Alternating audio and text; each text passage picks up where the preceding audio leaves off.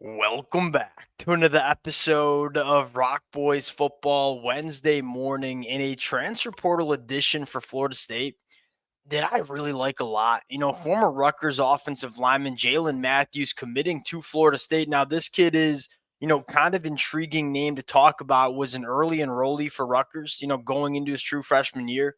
After spring practice, decides to hit the transfer portal. Now coming into Florida State, the player I love for a couple of different reasons. One, he is a very big body on the offensive line that is very clear that Herb Hand, Gus Malzahn, like this is what the prototype offensive lineman they want to stockpile to build their offense over the next couple of years. And then I really do like the player too. It's hard to find 6'6", 340 offensive linemen that have the feet, that have the athleticism that Ja'Elyne Matthews has. Everything that this kid is as a football player and how he fits into Florida State and what they want to do, I like a lot. I think the bigger question mark here is what's the off the field stuff look like?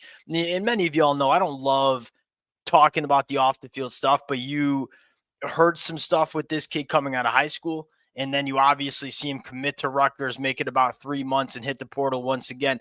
There was probably some off the field stuff that you wanted to make sure was straight before you brought him in. But if he works off the field, I think he's going to be a very good player for Florida State. And why is this one so important? It's not like Ja'Elyne Matthews is going to come in and play a lot of football for Florida State as a true freshman. You're kind of taking a sneak peek at 2026.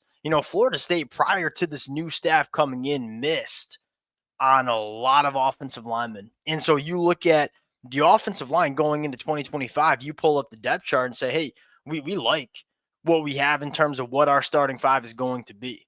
In 2026, it's a massive question mark. You're going to lose pretty much every single starting offensive lineman that you're going to have in 2025 is not going to be on this roster in 2026. So you kind of wanted to make sure you're stacking some bodies and kind of building that pipeline. So when we go into 2026, we have some young names that we like a lot in terms of their opportunity to start for Florida State in the 2026 season. At the end of the day, the old staff for Florida State, they missed on too many of these kind of bodies. Like they just weren't able to grab guys that look like Ja'Elyne Matthews. I think this makes a lot of sense for Florida State. Now, I want to get into Ja'Elyne Matthews a little bit more because I will say this, following this kid's recruitment out of high school, there was a reason that there were a lot of programs interested in him. There's a lot to like. Before we get into it, as always, the Florida State fans, appreciate you guys. It been a little bit of a roller coaster the last 24 hours, right? I got on last night and was really critical of Mike Norvell and how that Biscuit Douglas saga kind of played out for Florida State. Well, I'm waking up Wednesday morning and saying, hey, I like this move. This one makes a lot of sense. Appreciate the Florida State fans. Y'all let it fly in the comment section yesterday. Appreciate that because I kind of wanted to hear how y'all were feeling about it. Can't thank you guys enough for all the support. If y'all do enjoy the content, consider subscribing to the channel. I want to start with Ja'Elyne Matthews, but I also want to talk about, hey, what's coming down the pipeline for Florida State as it pertains to their spring transfer portal efforts. Now, I want to get into Ja'Elyne Matthews real quick, and I actually want to take it back to this kid coming out of high school and just kind of get a sense of what he brings.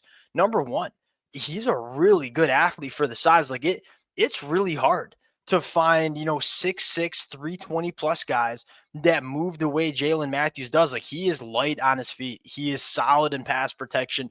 It's not that rare to see these big bodies out of high school, maybe physically overwhelm their opponents at the high school ranks, but it's really hard to find these guys who are the athletes.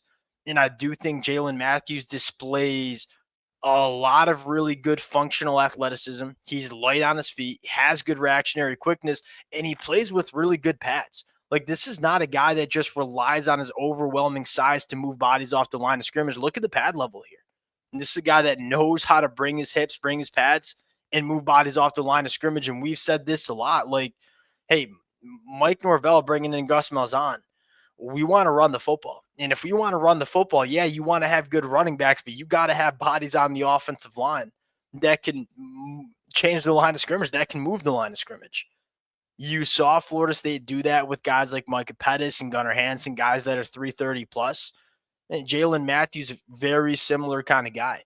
And again, I mean, really good feet, really solid in pass protection, reactionary quickness. Like, it's hard to find those kind of dudes at the high school ranks. And I do think Ja'Elyne Matthews is one of those guys. At the very least, it's, hey, we're going to go bet on a guy that checks off all the traits that we want in our offensive tackles. And look, are there some stuff off the field that you want to make sure is ironed out? Yeah, absolutely. But when you have the chance to add a guy with 4 years of eligibility that is the prototype kind of offensive lineman you want to build your offense with, go out and do it. Again, really low pads and just knows how to move people off the line of scrimmage and play with good leverage, which is hard to find when these guys are 6'6".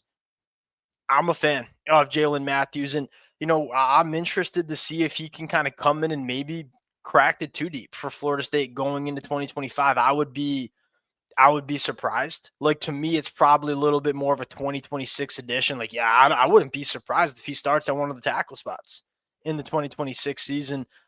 That's why I'm a fan of Ja'Elyne Matthews. Another name to monitor on the offensive line, Josh Raymond, another guy that redshirted at Vanderbilt in the 2024 year. 4 years of eligibility remaining. Herb Hand recruited out of high school to UCF, didn't get him, went to Vanderbilt. Tackle guard versatility, like another offensive line body that we can kind of stockpile. Because at the end of the day, Florida State, we talked about it yesterday, just missed too many times on the high school recruiting trail as it pertains to the offensive line. Like, just don't have enough quality bodies. Well, you can use the transfer portal to, you know, kind of reload the chambers a little bit in terms of what the future is going to look like. You don't have to make transfer portal additions that are 6-month rentals that are only going to be with your team for a year. You can go out and add these kind of guys that have 3 years of eligibility remaining. Ja'Elyne Matthews, Josh Raymond, they have that. Two guys that Florida State's going after to say, hey, maybe can come in and help our depth in the 2025 year. But, probably a little bit more of an emphasis on, hey, what can they bring to us in 2026? And we said it, like, look, Florida State, if they want to get back to where they belong at the college football landscape, it's about doing things the right way and following the process, not looking for this 1-year fix to try to get back to a 11, 12 win season.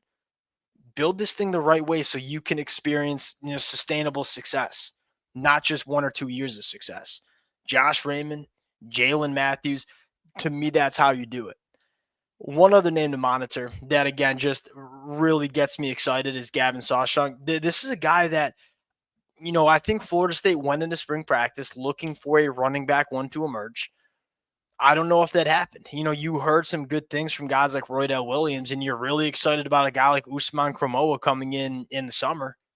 I don't know if you have that true running back one on your roster. And I think Gus Malzahn wants a running back one, a bell cow running back. And Gavin Sashank, we have seen the ability to be a running back one difference maker at the Power 4 level. Go back to his time in 2023 at Oklahoma. This was a guy that finished the 2023 season with 5 straight 100-yard games for Oklahoma.